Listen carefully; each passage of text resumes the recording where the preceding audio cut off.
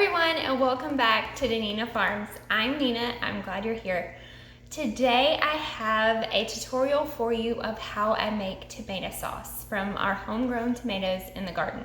So for making tomato sauce, I like to use San Marzanos and Amish paste. You can also use Roma tomatoes, but you need something that's specific as like a paste tomato or a sauce tomato. I have tried to make tomato sauce with like regular old just eaten tomatoes like the Better Boys, and I'm trying to think of some other beefsteaks and stuff like that. And there's too much juice in those tomatoes, and it takes forever for the sauce to cook down. So these are the two that I recommend and that I like the way that these taste. So let's get into it. I'm gonna walk you. So the first thing you're gonna wanna do when you're making sauce after you bring your tomatoes in from the garden is you're gonna wanna wash them. So the way I do that is I usually just fill the sink full of warm water, and I will just kinda move them around so the dirt particles sink to the bottom and the tomatoes will float.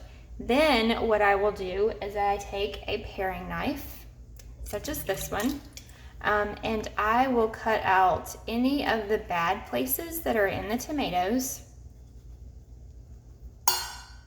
and cut them in half. And then I have a big stock pot over here on the counter that I throw those into. This is a Amish paste, so what I'll do is I'll cut out this where the stem was connected,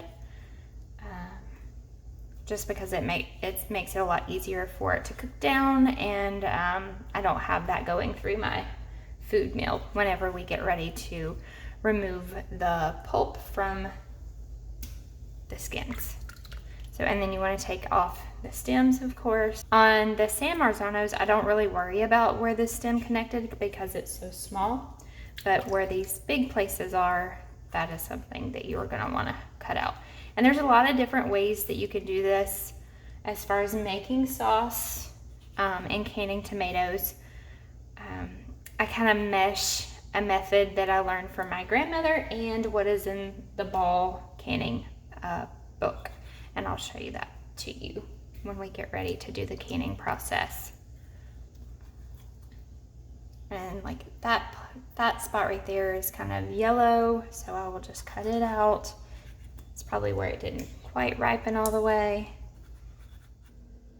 Okay, so the next step in your process, once you get all the tomatoes washed and cut and added to your stock pot, you're gonna take your stock pot to the stove, and that's where you're gonna start cooking the tomatoes down. And once you get it on the stove, what you're gonna wanna do is add some water. I'm just gonna add a couple of cups of water to the stock pot. I'm going to turn on the stove. We're going to turn that on. And I'm going to grab a wooden spoon or spatula and then just start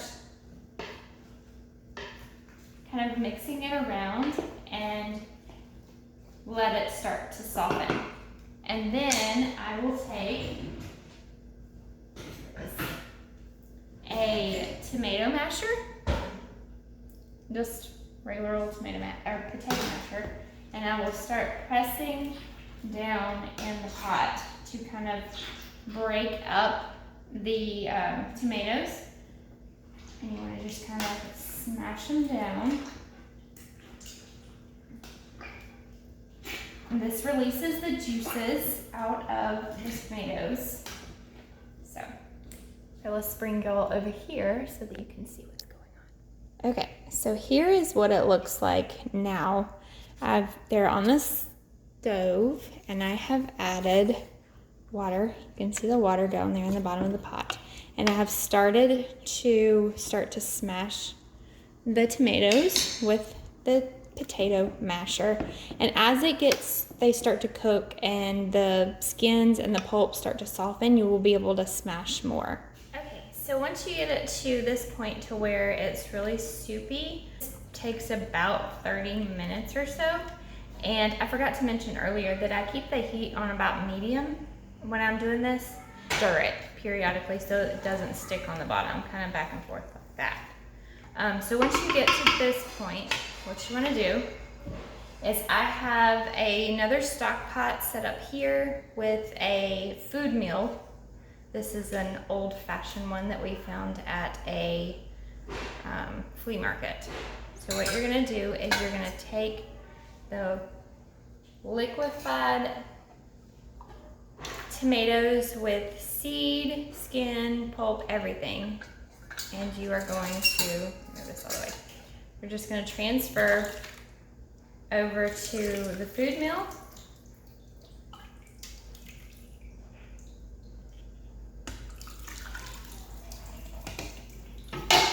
And then you're going to work the food mill around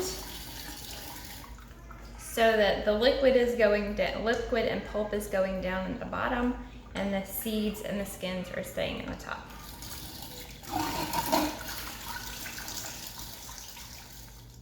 So here's an overhead shot of what you were seeing from the pan. As I said, the skins and the seeds will stay in here. The pulp and the juice will go down into the bottom. So there's the rest of the pot. This is what the pot should look like after you have mashed the whole tomatoes all down and kind of cooked them down a little bit.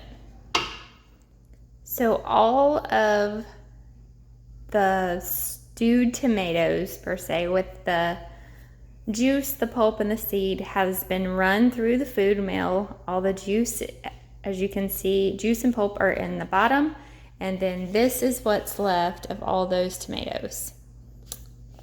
So you will just discard what is in here, or whatever. If you need to stop at whatever point in this process of making tomato sauce, this, I would say, would be a good stopping place. You could let the pot cool, put a lid on it, put it in the fridge, and bring it out the next day to finish the rest of the process. But this pot, I'll put you a little closer so you can see. I did 4 cups of finely chopped onions and about 10 cloves of garlic, and I chopped those in like a little food processor. And all I'm doing here is sauteing them down so that I can get them to go through the food mill.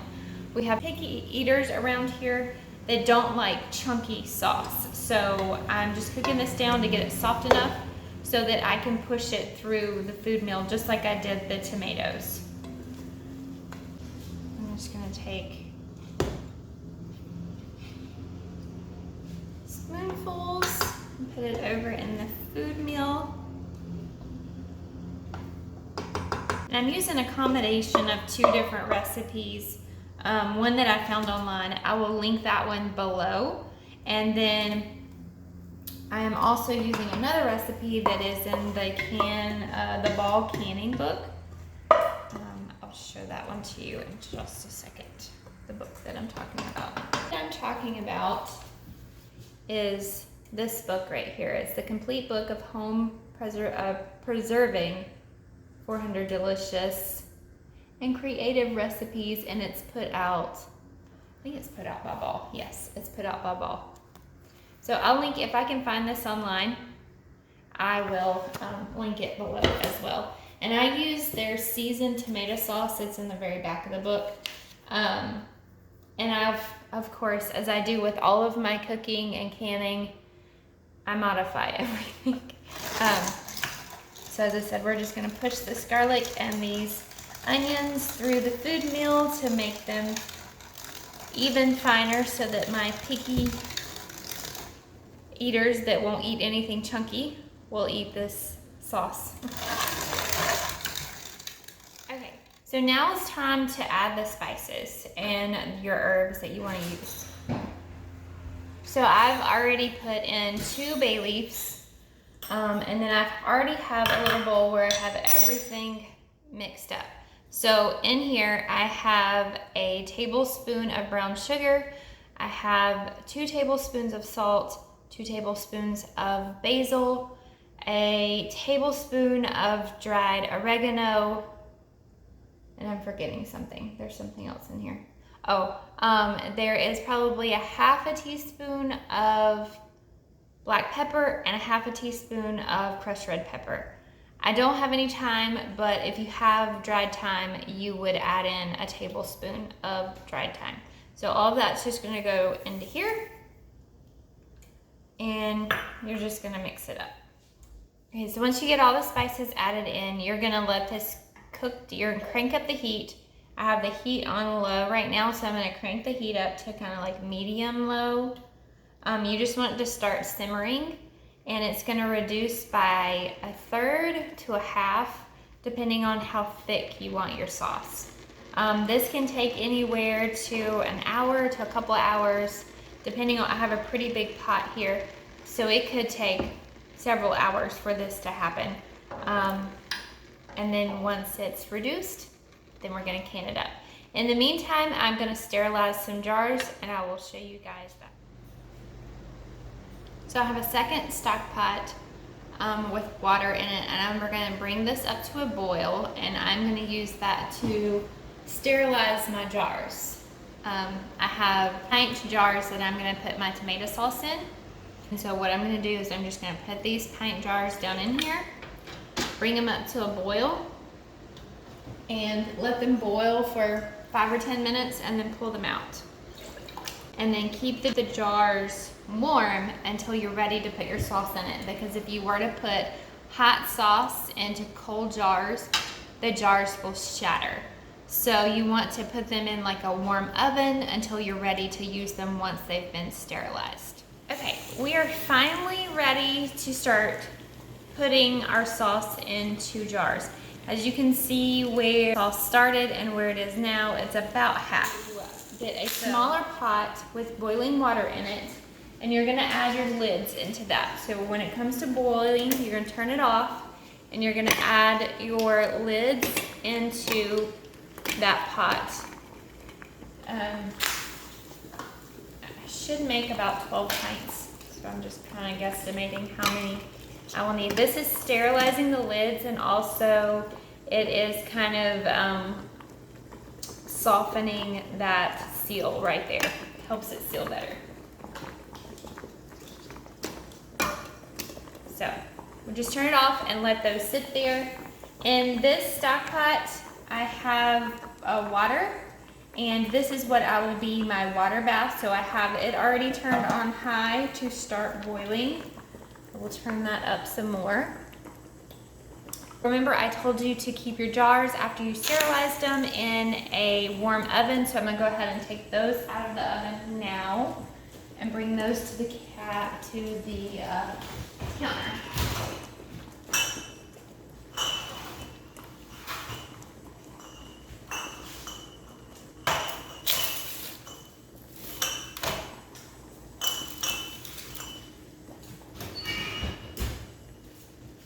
All right, and so when you start putting, move the camera over so you can see.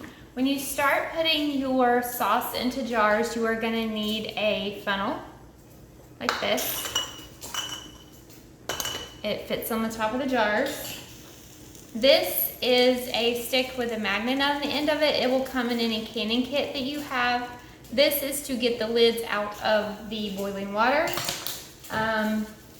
I'm not really sure what the technical term of this is, but it's like little stair steps, and it helps you know what head spacing to give. So like this is 1/4, 1/2, 3/4, and an inch.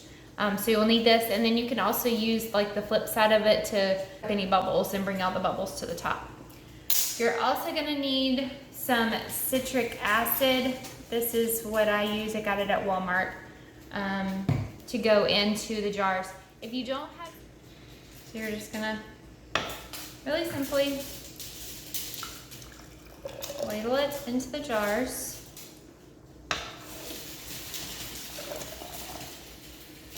Do remember that you put 2 bay leaves in this pot, in the stock pot with the sauce. So you'll need to find those and kind of scoop those out before you jar. Don't let those go into your jar.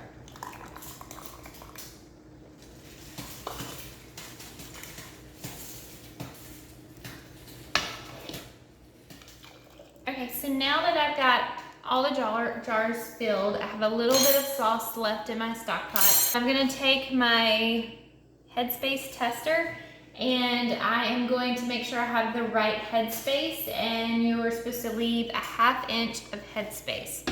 So I'm just going to fill the jars with any of the remaining sauce to make the headspace be a 1/2 inch. So now you're gonna add the 1/4 teaspoon of citric acid to each jar. You double check to make sure. Yes, that's right.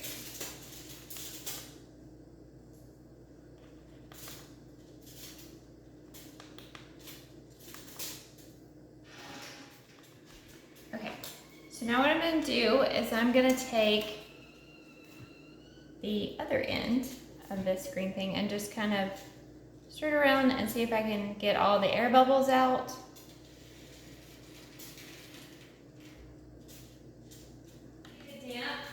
I take a damp paper towel and we'll just kind of run around the rim of the jar to make sure that there's no sauce on the jar, anything that will prevent the jar lid from sealing to the jar. So now we're just going to take our jar lids out of the water and we're going to put them on top of the jars.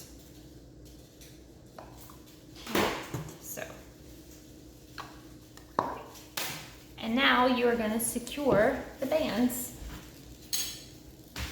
on top of the jars. And I would use a dish towel or dish rag or something because these jars are hot. You just want to do fingertip tightness.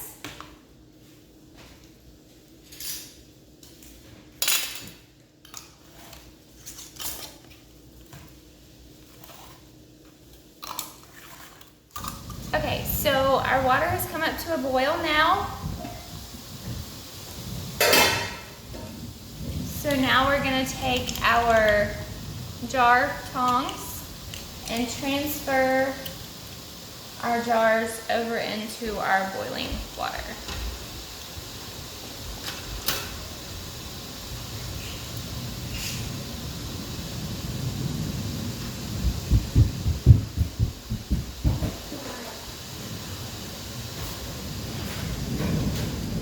We're going to put the lid back on.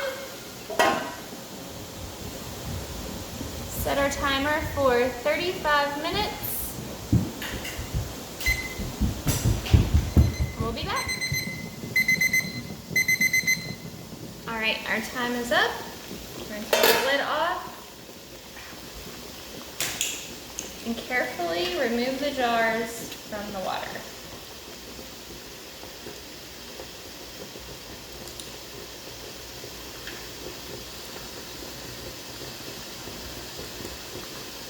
And as the jars begin to cool, you'll hear the lids pop or seal. That lets you know that they have sealed and the canning process was successful. All right, guys, thanks for joining me today as I walked you through how I make our homemade tomato sauce and then can it from our tomatoes grown in our garden. We'd love for you guys to stick around and subscribe and give us a thumbs up so that we know that you like this kind of content and want to keep seeing it. I hope you guys have a blessed day and we'll see you in our next video. Bye.